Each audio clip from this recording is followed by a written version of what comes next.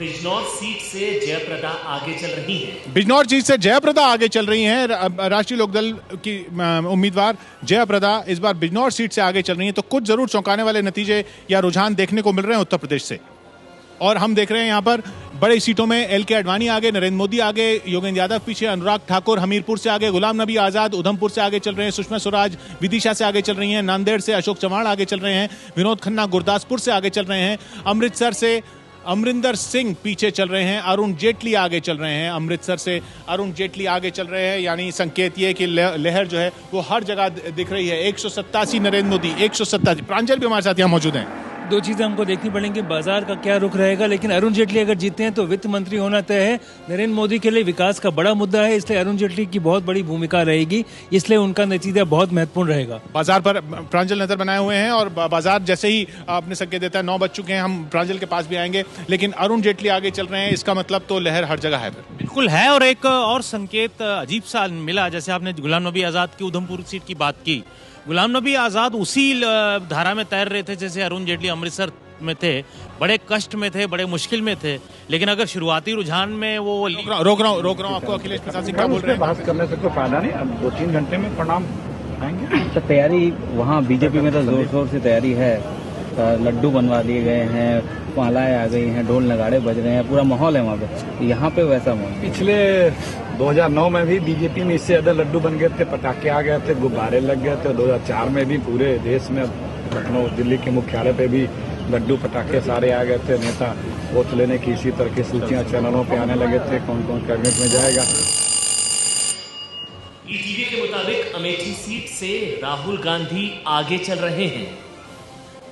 जी हाँ, अमेठी सीट से राहुल गांधी आगे हो गए हैं। विजय, वहां तो आगे हो गए हैं, लेकिन कांग्रेस के लिए एक झटका और बीजेपी के लिए एक खुशी की बात केरल से आ रही है। सी राजगोपाल जो बीजेपी के राजगोपाल जो शशि थरूर के खिलाफ लड़ रहे हैं, वो अब आगे हो गए हैं। और कर्नाटक में श्रीमालू, जिसका बीजेपी विरोध करती रही, वो आगे चल रहे हैं। और येदियुरप्पा, यानी वो फार्मूला भी बीजेपी के काम आ रहा है वहां पर। तिरुवनंतपुरम में अगर शशि थरूर भी पीछे चल रहे हैं, तो केरल में भी बीजेपी अपनी उपस्थिति दर्ज कराने में शायद इस बार कामयाब हो। संसद में केरल के तिरुवनंतपुरम सीट, राजधानी की सीट, वहां से ओ राजगोपाल, जिनको मजबूत दावेदार बताया जा रहा था, वो बीजेपी के शशि थरूर कांग्रेस से आगे चल रहे हैं। ओ राजगोपाल आगे चल रहे हैं। मध्य प्रदेश की सीटें अगर देखें तो राजगढ़ में रोड में नागर आगे हैं। हम और सीटों पे नजर डाल रहे हैं एक एक करके, लेकिन अभी तक का आंकड़ा आपको बता दें 188 334 में से। किशोर, बीएसपी जो है बांदा, बलिया, प्रतापगढ़ 3 सीटों पे आगे चल रही है, और मीसा भारती उधर आगे चल रही हैं, और चिराग पासवान भी आगे चल रहे हैं। मीसा भारती भी आगे चल रही है पाटलिपुत्र से, और चिराग पासवान भी आगे चल रहे हैं। मीसा भारती भी आगे चल रही हैं। संगीता जी हाँ, ये जो सीट है ये मीसा भारती के लिए माना जा रहा था कि अच्छी सीट है, और लालू यादव ने वो आरजेडी वहाँ पे मजबूत गढ़ रहा है, लेकिन अभी ये शुरुआती रुझान है और मुझे ऐसा लग रहा है कि रामकृपाल यादव ने एक अच्छी टक्कर देंगे वहाँ पे, और ये एक टफ फाइट।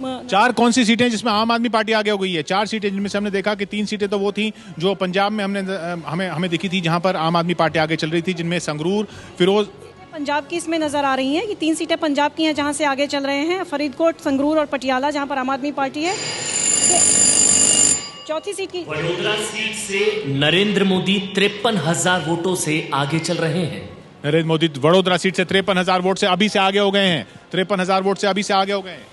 किशोर, लगता है कि वडोदरा के लोगों ने शायद ये तय किया हो कि अपने प्रधानमंत्री उम्मीदवार को एक रिकॉर्ड वोट से भेजें वहां दिल्ली, और इसीलिए इस तरह की वोटिंग जो शुरुआती ट्रेंड है उसमें देखें तो बहुत बड़ा मार्जिन है। अगर ये शुरू के सिर्फ अभी 1 घंटे की काउंटिंग हुई है उसमें देखें तो बहुत बड़ा मार्जिन है ये।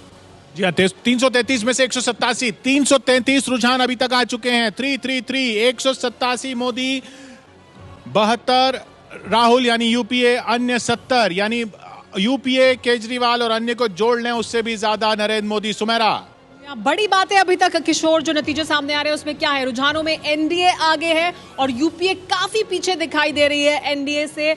मोदी, सोनिया, राहुल, आडवाणी, अरुण जेटली और वरुण गांधी आगे चल रहे हैं, ये सभी वीआईपी आगे चल रहे हैं, लेकिन माकन, सिब्बल, शशि थरूर सहित कांग्रेस के कई दिग्गज पीछे चल रहे हैं। आम आदमी पार्टी 4 सीटों पर आगे चल रही है और ये सभी सीटें उसे पंजाब से मिल रही हैं, तो पंजाब में खाता खुलता आम आदमी पार्टी का दिखाई दे रहा है। रुझानों के बाद शेयर बाजार में भी तेजी दिखाई दे रही है। एनडीए रुझानों के मुताबिक काफी आगे चल रही है। हर जगह जहां से भी संकेत आ रहे हैं उन सभी संकेतों में जिस भी क्षेत्र से आ रहा है उनमें आधे से ज्यादा सीटों पर मोदी आगे चल रहे हैं, यानी एनडीए आगे चल रहा है। शोभा ओझा क्या कह रही हैं, सुनते हैं।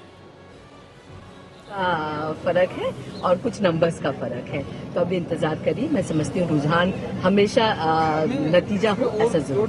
लेकिन काफी टॉप लीडर्स जो हैं वो पीछे चल रहे हैं। कपिल सिब्बल साहब वो पीछे चल रहे हैं, छिंदवाड़ा से कमलनाथ भी पीछे चल रहे हैं। तो बेसिकली जो स्टार्टिंग हुई है स्टार्ट ही गलत हुआ है। नहीं ऐसा नहीं है, शुरू में हो सकता है कि पीछे रहे, पर जब रिजल्ट आएंगे तब आपको पता लगेगा कि हमारे सभी हाथे जीते।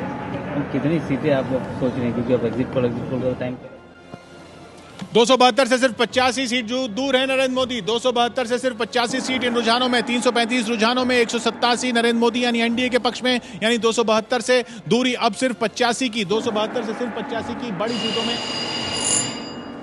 वडोदरा सीट पर नरेंद्र मोदी 80,000 वोटों से आगे।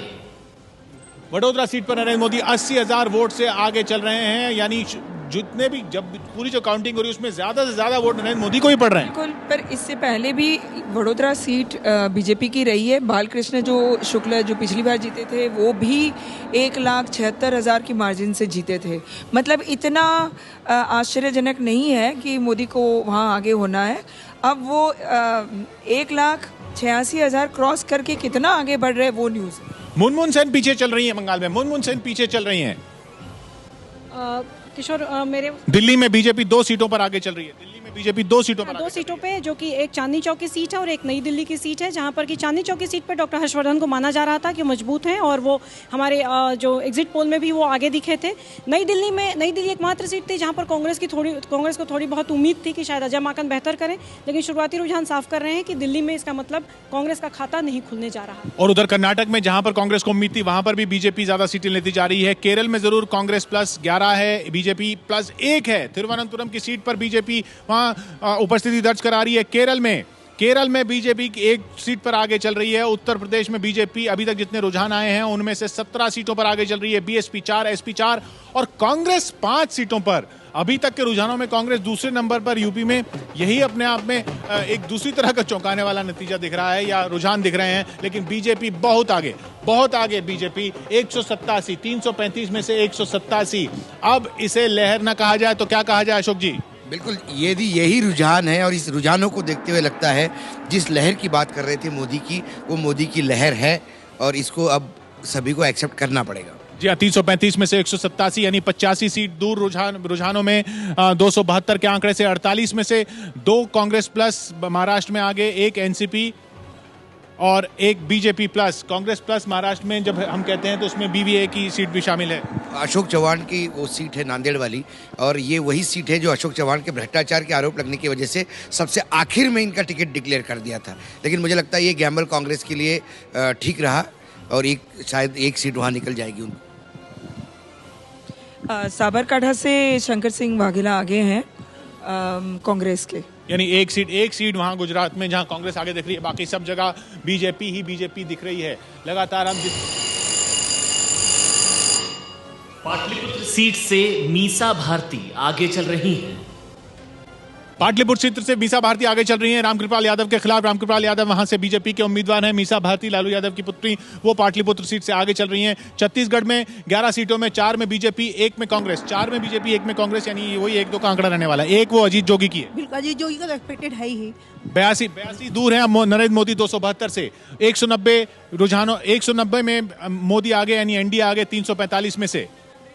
आगे हो गए हैं, पहले जेटली आगे थे, अब कांग्रेस आगे है। कैप्टन अमरिंदर सिंह आगे हो गए हैं। कैप्टन अमरिंदर सिंह अरुण जेटली से आगे हो चुके हैं। इस बड़ी लहर में, इस बड़ी मोदी लहर में 190 जिसमें से मोदी को जा रहे हैं 345 में से। अगर अरुण जेटली नहीं जीत पाते तो ये एक बहुत चौंकाने वाला नतीजा होगा, लेकिन अभी रुझान है।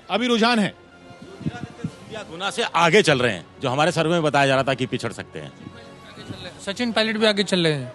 सीपी जोशी लेकिन हार रहे हैं। राज्यवर्धन सिंह वहां आगे चल रहे हैं और ज्योति मिर्धा भी पहले आगे चल रही थी, उसके बाद फिर वो पिछड़ती दिख रही हैं। तो अभी जैसा बताया विजय ने, गुना से ज्योतिरादित्य सिंधिया आगे चल रहे हैं।